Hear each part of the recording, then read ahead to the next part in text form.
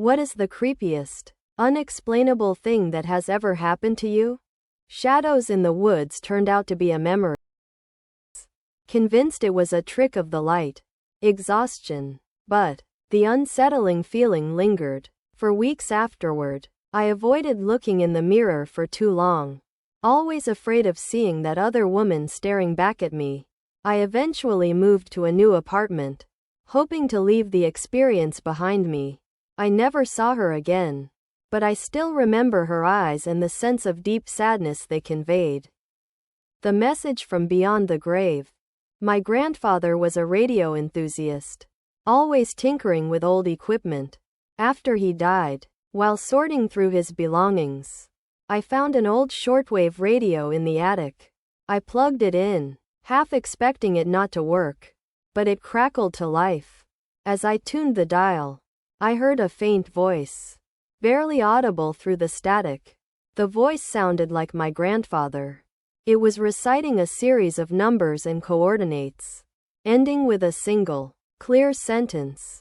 Tell her I love her. My grandmother, his wife, was sitting nearby. I told her what I heard, and she burst into tears.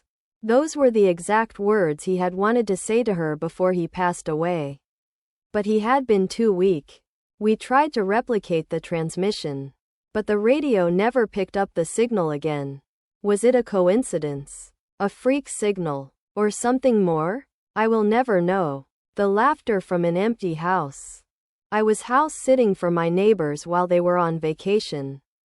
Their house was in a quiet suburban neighborhood, and I was the only one there. One afternoon, while reading in the living room, I heard a child's laughter coming from upstairs. It was a bright, playful sound, but there were no children in the house. I cautiously went upstairs, room by room, but found nothing. The laughter continued, growing louder. Panic set in, and I ran outside, waiting for my neighbors to return. When they did, I told them what happened. They looked at each other with a knowing expression.